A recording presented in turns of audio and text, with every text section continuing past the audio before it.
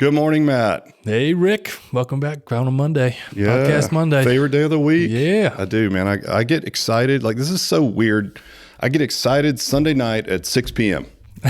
looking for the next day. We got a podcast tomorrow. Well, that and just like to start the week, right. It's a really odd dynamic because all these, you go post something on a social media and there's a million little, GIFs about, what you like and what you don't like about Monday, Monday, living for the weekend. So I'm like, I don't get that at all, but that's the beauty of being an entrepreneur. Like, you have to like it because it's hard work. So it's a good time. So I get pumped for Monday and specifically for this. Easy for me to say. Hang out with me. Well, that's it too. Get to see Matt. Woohoo. Got my man crush. That's right. What my wife thinks, but yeah, not so much. Matt's old hat. I got a new guy that's going to come in, take your place. Aren't you leaving town? Yeah. Yeah, you're going to visit. Yeah, going to visit our new franchisee. Check in on them, see how they're doing. Yeah, they're doing really well. So I can't wait to get some good picks. But I got a new guy that's going to step in when you're gone, and I think he's going to be really well received. Good luck. Yeah, good luck. So today we're going to talk about a very exciting topic because it's something that I'm currently going through and have been through, like maybe 3 or 4 iterations of this, which is how to scale your business. And really, when I say scale your business, I could really say how to scale yourself, because as an entrepreneur, you are going to be the brakes or the gas, right? Either way, depending on your business. But it's only going to go as far as you allow it to or that you want it to. And I think what's really important about today's topic and what I want people to hear is that as an entrepreneur, it's probably one of the few positions in life where you literally have to become a different person over time if you want to grow. And it really is about, you have to change yourself before you can change your business, right? And what that really means, and tactically, is that whatever strategy that you use to get you where you are is not going to be the strategy that you're going to use to get to the next level. And I mean a personal strategy, and it's the way you think about things and the way you communicate and the way you think about yourself, right? All of those things, your belief systems have to change for you to move up to the next level. And that is not easy to do. It takes some hard self-reflection. It takes some humility, and it really takes a competitive streak in you that wants to win so bad that you're literally willing to reinvent yourself. I mean, sometimes it's even tough on the people around you. Like, I know for Andrea and I, we've been through these little choke points and these tough times when it's really just me, like, struggling through this identity crisis of trying to reinvent myself to become someone else, because that's what my business needs to move forward, And then once you realize that over time, you get better at managing it, and it doesn't create so much like strife, in your life. But yeah, that's what we're going to talk about today. And I'll give you some examples of things I've been through, and hopefully it'll help people here, because I take a ton of consulting calls, and we have a lot of licensees, and I do a lot of business coaching, and all of it is around people wanting to solve a problem or get to the next level. And I will tell you that a good percentage of the time, I end up talking to those individuals about their own belief systems and what they need to do behaviorally and the way they need to look at things differently. Because without that, the strategy simply won't work, because it's my strategy, right, and they have to come up with their own. Keep in mind that your winning strategy that got you to the point where you are might be exactly the strategy that's working against you in the next phase. So not only is it holding you back, it might literally be the thing. And it's over your entire life, since you were a child, you probably built up a strategy to win, right? A lot of it's based on personality type, like the Enneagram and the things that we talk about. But at some point, it's only going to take you so far. And if you can't recreate a different reality for yourself and create a different winning strategy, and you're always just going back to what worked before, a couple things will happen. You'll just never go anywhere, right? Or you'll continue to get small. So you'll grow until you're uncomfortable. You won't realize that you need to change your winning strategy. And your winning strategy is going to push you right back down to where you were. Here's a prime example. So when I was a personal trainer and I opened the gym here, and I was still a personal trainer. So I would say that wasn't even really a phase, right? I mean, I had to hire a few people, but that was about it. They were all subcontractors. They were all buddies of mine. Right. It was just a bunch of bros hanging out, training people and girls, right? And so when I went from like trainer on the floor, 6 to noon, take a break, train from 4 to 8 at night, right? Do that. When I transitioned from that to more of business owner, right? Like, all right, I need to be a business owner. I want to grow this business. this current strategy is only going to get me so far. You're only making so much money. I'm only going to make so much money. My business is only going to get so big. And I really thought, okay, I need to do something different, right? Well, it literally involved me like letting go or in a lot of ways, like extinguishing or killing my old self to reinvent the way I think and do things to move forward. Part of that would be, okay, one of those thought processes was that every trainer is an artist and they all have their specialty and they all work this magic. Well, you had to kill that belief system and start to realize that, wait a minute, even though this is seen as like an art at times, it really can be systemized. And if I systemized it, then I could have a playbook and I could then hire people to then run the said playbook. Right. And then I could grow my business. But that was really hard for me to get my head around. Your personality, that's definitely got to be tough. You're definitely control and I got this and just let me do it, right? Yeah. And every time something would come up, back then it's like, all right, well, screw it. I'll just do it then. I'll do it. Like I could just do everything better than everyone else. And it's part of a personality is like just blunt force trauma. That's the way that I solve everything. It's like, well, move out of the way. I'll friggin' do it. And as you know, like certainly right now, we'll talk about that. But even back then, that wasn't the right strategy. Like to scale, you have to have a system that you can plug other people into, because if you're doing all the work, all of it, and you're the best at every function in your business, you don't have a very good business. You really don't. And so I can recall, I didn't take a vacation for probably the first 7 years of ownership, maybe here and there, but not much, because I was essentially running a business that paid all the bills and paid me a little bit. And then I realized most of my income from training people on the floor. And then it was like, well, wait a minute. Like, I'd like to take a vacation. I have kids now and like, they've got spring break and let's do these things. And so we had a little mishap in 98 that I've talked about a lot on here, where we almost went out of business because I had some trainers leave. And that broke my belief system. It made me think, well, wait a minute, I don't have a great business. I just have a bunch of individuals in here that are helping me pay the bills. And then I'm just a personal trainer. I have a job. Right. So it was like, well, all right, let me shift gears. So let's start to systemize everything that we do, right? From how we say hello, goodbye, like we'll write the training programs for every client. Let's do that. And that took a lot from me to say, okay, the strategy that I've always used, which is I do everything in the business and I'll take all the clients if I have to, is not, I had to literally get rid of that mindset completely and say, okay, I can hire other people that can do it at least 80%, which is a good metric to use, as good as I can. Right. And once I can do that, I can move on. Right. And so it became about, I remember taking my first week's vacation, to use that as an example. And that's something I wasn't really, I had a practice, not a business before, where if I wasn't standing in front of people, I wasn't making money. And that's okay, but it's not a business, right? And so, and I'm not a surgeon, so my practice isn't paying me $4,000 an hour. So it's like, all right, well, if I leave town, I don't get paid. So I didn't take vacation. So like, I can remember distinctly taking my first 1 week vacation. And it was like, what's going to happen? Like, place is going to burn down or whatever. I can remember coming back in and being like, all right, what happened? And I'm going to take charge like controller, right? So it's like, well, a couple little things had come up with clients. What about this? What about that? And I was like, fine, I'll handle it. I'll call them. I'll get it all straightened out. I'll talk to them. I got your back, right? I got this. And so I solved all the problems myself, right? Well, next year I took 2 weeks off. And I came back and, twice as long, and there were probably half as many problems, right? Because I had better people into positions, the systems were tighter, and everyone was like, I come back and I'm like, all right, so what do you need? What do I need to do?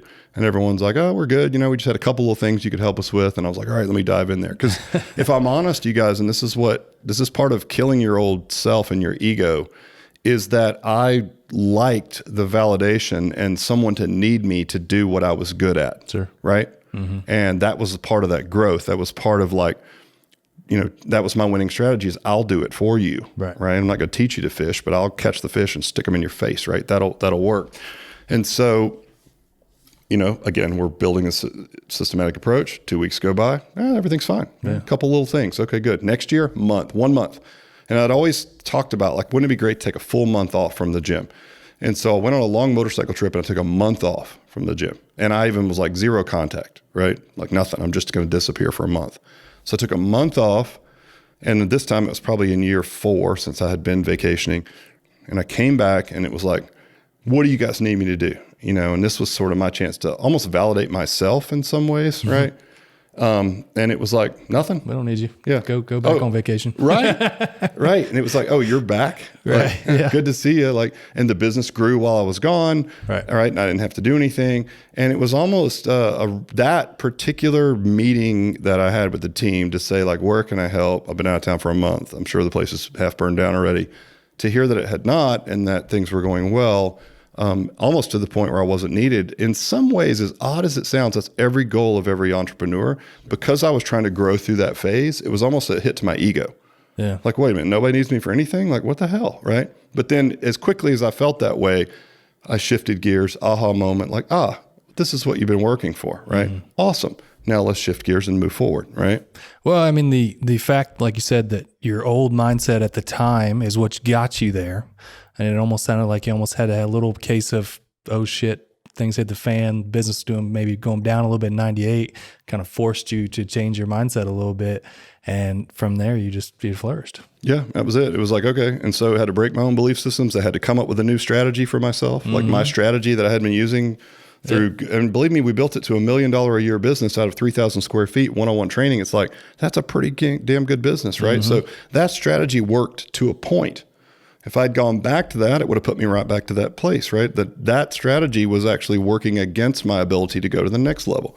And that next level was, well, guess what? Once I could take a month off and I could really take a step back from the business and look at it as an owner, then it allowed me to say, oh, well, here's some other things that we could start to do, right? And then we really grew it. And then it put me on the radar for consulting, speaking engagements. And a guy came in our facility and said, hey, is there any way that you could take what you're doing and drop it into my Gold's Gym to replace my personal training department? And then here we go again, right? Like the strategy that I had up to this point, which was I was still maybe the smartest guy in my mind on the team, right? But I had people that could run the play. Like this is going to take a whole nother level of skill set. This means I'm going to have to hire people better and smarter than I am to move to the next level because I don't know shit about scaling a big business at the time. Right. I don't know about, finding an LMS platform online, what we're going to use for CRM. I mean, all these other things. So then it took me breaking my belief systems that like, okay, like you've got to hire people around you that are better at these other functions, right? That can do these things because this isn't just about you creating systems that you're familiar with. Now you're getting into an area where you're creating things that you know nothing about. And so you better find somebody that can do it, right?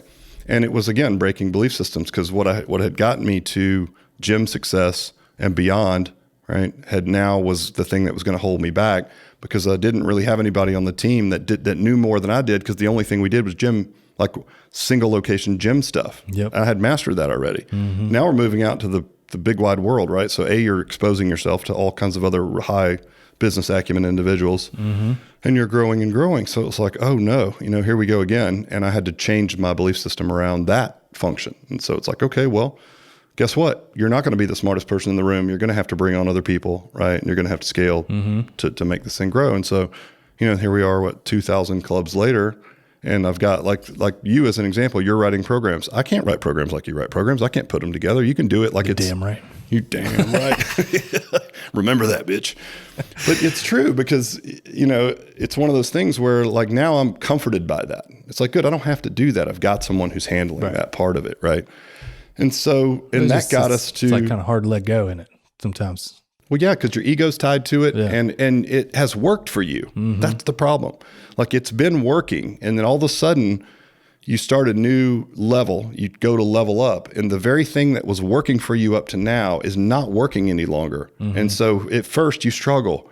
You go back to what you know, it doesn't work. You go back to what you know, it doesn't work. So the real key here, you guys, is to be able to look in the mirror and say, okay, the strategy that I had that got me here is more than likely not the strategy that's going to get me moving forward. So I need a new strategy. That's just where it starts. Like how to do that, it depends on what phase you're in your business, right? Sure. But that's the important thing is that you can do that. And then you can seek help and, bandwidth or whatever that is to grow. But you have to be willing to say, okay, what got me here is great, but it's not the thing that's going to get me to the next level. It's just not.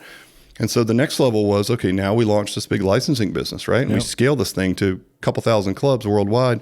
We do these white label projects for these big brands that are amazing and we're killing it. And I think the thing that got me that where I ran out of bandwidth in licensing, and this just happened like last year, right? Where I knew I was bumping up against my own skill set was, for me, it was me speaking, right?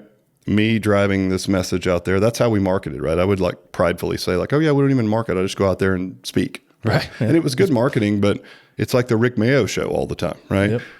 I would go to big industry events and everybody would know me, but they wouldn't know shit about my company or what I did, right? Yep. You came with me to see that, right? People are like, oh yeah, Greg, Rick, whatever. I know president of this guy, CEO of this company. All this is great. But if I really ask them like, do you know about my company and what I do? The answer was no. So all I did was take what I used to do in personal training, right? Hired a few people around me, which I wouldn't have done in training, but okay, that was one phase of a new strategy, but it was still all based on what I could build as a personal brand. And that's okay. That got us pretty far down the road. I mean, that's a great winning strategy that got us to here. But what I realized was when we had another fitness company that was trying to acquire us, where we got hung up was on this long earnout, right? So we got the money was good, but there was a long earnout. And what that told me in the negotiations, what I came to realize when I reflected on it was they really didn't want to buy my company. It really wasn't that valuable to them. They were trying to buy me and my team and just, what kind of our little specialty, what we did. Kind of like what I was doing when I went from gym to licensing. It's like find somebody who can just do that one thing, right? Yeah. But it was also a bit of an ego slap because it was complimentary that someone would want to buy me, which sounds weird. But at the same time, it was like, oh, well, they don't really value my company, right? And so then it was like, all right, well, that's the next step. So for me to grow beyond this, we pivoted to full franchising. And that means, again, my strategy that got me to here, which is the Rick Mayo show, is not going to get me to 350 to 500 franchise units. It's not. I'm going to have to hire people that are way better in every function than I am, right? And sure, I'd love to be the brand ambassador and stay out front, forever. And hopefully I'll get to do that. But I'm under no delusions that there's not people that could scale it better or quicker that have already done it, right, than me. But it's it takes a minute. It's a hard lesson to learn. I think once you go through it a few times, you get better at it. Yeah. Well, it's just from listening to stories. I mean, there's just several moments that you had in time where it's like you saw it and then you're like, wow, I see this now. I'm not going to be able to grow anymore. I have to pivot. I have to do something to keep this trajectory going up. So yeah, exactly. I mean, it's probably hard for some people to actually see those. Well, that's the whole key is like honest self-reflection about where you are and the strategy that you've used to get you here. I mean, imagine if you were hired into a big corporation and you had done this amazing work in a different position at a different corporation, or maybe you're in the same corporation and you killed it in this one function. So they're like, you've earned this. We're moving you into VP of operations. And you take the same strategy that you used in HR or whatever that was, and you bring it to that position and you fall flat. Well, of course you fell flat. Yep. Like there's some things you can bring along, but you better be ready to say, hey, the very thing that got me here might be the very thing that holds me back from growing anymore. Yep. And that's exactly what I did with going to a franchise. It's like, all right, the very thing that got me from gym owner to licensing was just going out there and being me and doing what we do, right? Talking, being a thought leader or whatever it is I think I'm doing out there. It sounds kind of silly when I'm saying it this way, but to get to that next level, it's literally, I don't care anymore. I just want to win. And I think that's the driving force for everyone is you just need to win. I really honestly don't care who gets credit. Right. I don't care about the Rick Mayo Rolling Road show. It's like, I would like anybody to be in front of the brand as long as we're winning. And so that means I'm going to be hiring people that are way smarter than I am and doing way better things than I am. And maybe they've done way better things than I've done. And you know what? If they come into our organization, they may have to change their strategy. That's exactly what that fitness brand was doing. That's what we're talking about. Yep. They were trying to figure a way to level themselves up, how to pivot and continue to growth. And we're like, all right, well, we're going to buy this guy. Yeah, growth through acquisition. And it's not a bad strategy, right? If you don't have it, just buy it. Right. Just buy that skill set, whatever that is. So I hope that helps people understand it's really about what's gotten you there sometimes as a person. It takes a certain mindset to recognize it, but more it's about like, what is your strategy? If you've gotten from here to here by doing everything yourself, and that's worked, that's great. But it's more than likely not going to get you to the next level. Yep. If it does, great. But you better recognize if you start running into a ceiling, you're the entrepreneur. It's your fault, ultimately. It's like being the quarterback, right? You win, lose, it's your fault. So you better figure out a different strategy. And you better take a hard look at what you've done to get here because that might be actually holding you back. So again, just an observation, but it's some things I've been through several iterations of and will probably continue to do that. And Absolutely. I hope that helps folks now that are looking to scale, because I do get quite a few questions about it. So Awesome stuff. all right, buddy. Thanks.